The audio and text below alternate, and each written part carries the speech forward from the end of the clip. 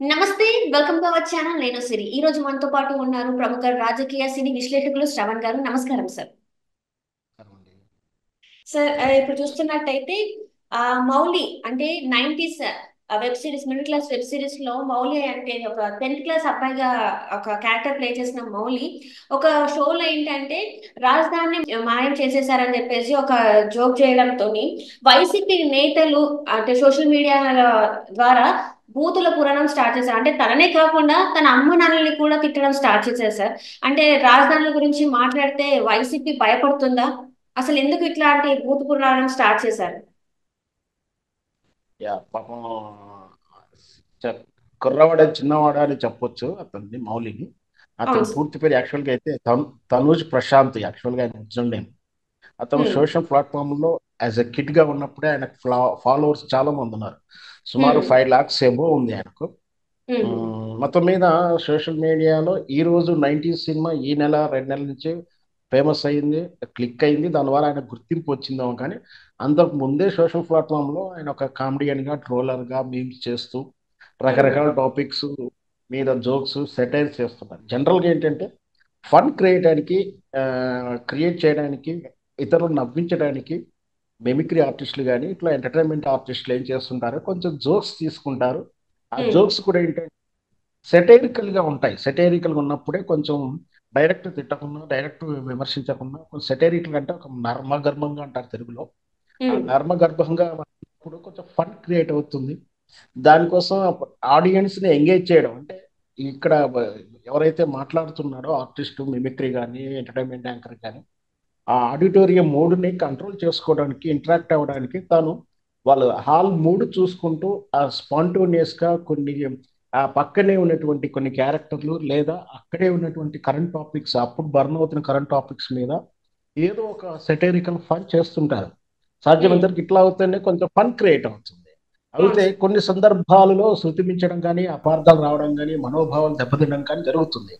ఉమ్, చాలా సందర్భాలను చూసాం. మనకు ముఖ్యమంత్రిగా ఉన్నప్పుడు చంద్రబాబు నాయుడు ఎదురుగానే చంద్రబాబు నాయుడు మిమిక్లు చేయడం, ఉమ్, వైఎస్ రాజశేఖర రెడ్డి గారు ఎదురుగా ఉన్నప్పుడే ఆయన మీద ఒక సెటైరికల్ గా అదే ఒక ఒక అకేషన్ కు ఒక రాజకీయ నాయకులు వరుస వచ్చిన క్రమంలో దాన్ని ఎలా ట్రీట్ చేస్తారని చెప్పి లైవ్ లోనే పొలిటికల్ లీడర్స్ సీనియర్స్ అంటే చంద్రబాబు నాయుడు, వైఎస్ రాజశేఖర రెడ్డి ఆ రోజుల్లో ఉన్నటువంటి అందరినీ కూడా చేసి ఫన్ క్రియేట్ చేస్తున్నారు. ఆ ఫన్ గానే చూడాలి.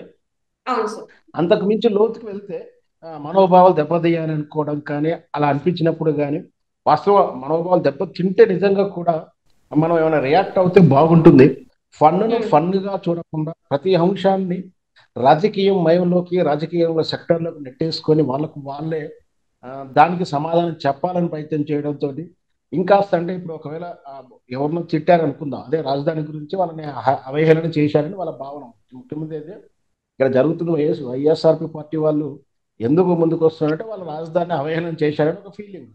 ఆయన ఉమ్, అవహేళన చేశాడు చేయలేదు కానీ అవహేళన చేశాడు వీళ్ళు ఇంకెక్కువ దాన్ని ప్రాపగండం చేసుకుంటున్నారు. అంటే అవును సార్. ఏదో సామెత చెప్పినట్టు తిట్టకున్నా తిట్టాడు అని చెప్పి వీళ్ళే తిట్టుకున్నట్టుగా ఉంటుంది. ఉమ్, ఒక కళాకారుని, ఫన్ చేసే ఆర్టిస్ట్ని ఈ విధంగా ట్రోల్ చేయడం, ఈ విధంగా మరి ఇంకా ఆంధ్రప్రదేశ్ రాజకీయాలు మొదటి నుంచి చూస్తూ ఉంటాం.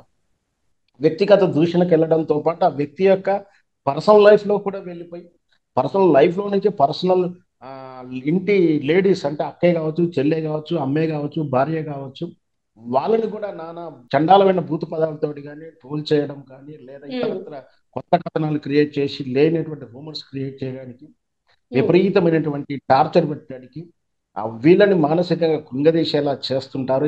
ముఖ్యంగా ఆంధ్రప్రదేశ్ ట్రోలర్స్ కానీ సోషల్ మీడియాలో ముఖ్యంగా ఆ విషయంలో ఇరు పార్టీలు ఉన్నాయి. తెలుగుదేశం పార్టీ కానీ అక్కడ ఏ పార్టీ వాళ్ళు కూడా వాళ్ళ సోషల్ మీడియా కార్యకర్తలంతా కూడా ఆ విధంగా ట్రోల్ చేశారు. పాపం ఉమ్. కుర్రవాడు ఫన్ చేయడానికి ప్రయత్నం చేశాడు.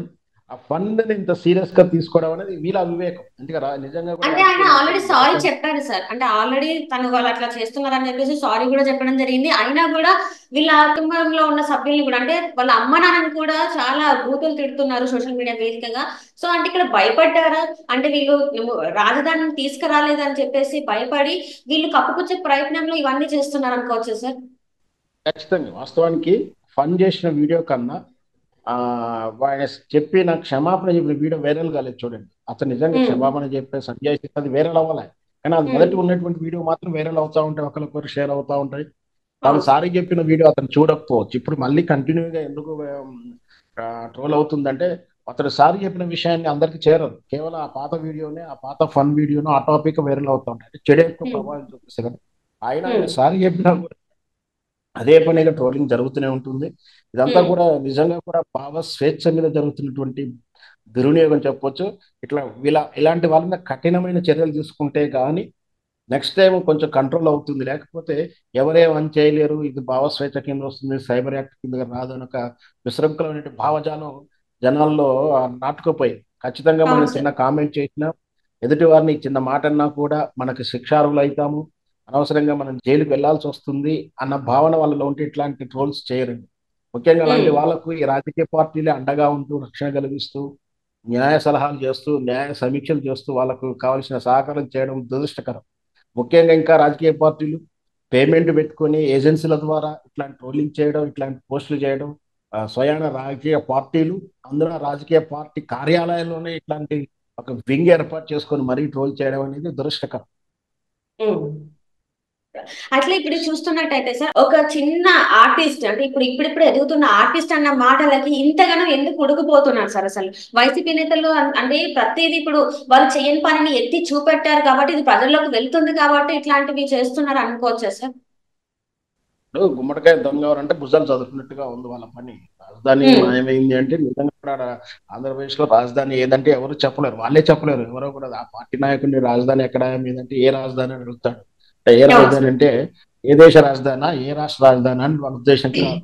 మన క్యాపిటల్ రాజధాని చెప్పాలా, రెవెన్యూ రాజధాని చెప్పాలా, జగన్మోహన్ రెడ్డి రాజధాని చెప్పాలా, చంద్రబాబు నాయుడు రాజధాని చెప్పాలా, రేపు పొద్దున ఇంకో పార్టీ జనసేన వస్తే ఆయన తిరిగి అంటాడు. అంటే ఇక్కడ రాజధానికి ఈ రోజుకి కూడా 1950 నుంచి ప్రారంభమైనటువంటి ఆ రాజధాని గొడవ ఆంధ్రలో దురదృష్టవశాత్తు ఎప్పుడు కూడా రాజధాని మీద ఆ రాజధాని ఏదంటే రాజేడు వెనక అన్నట్టుగానే ఉంటుంది వాళ్ళ పరిస్థితి. వాళ్ళ పరిస్థితి ఎప్పుడు కూడా రాజధాని దురదృష్టం ఆంధ్రప్రదేశ్ వాళ్ళకు ఎప్పటికి కూడా ఇబ్బందిగానే ఉంది.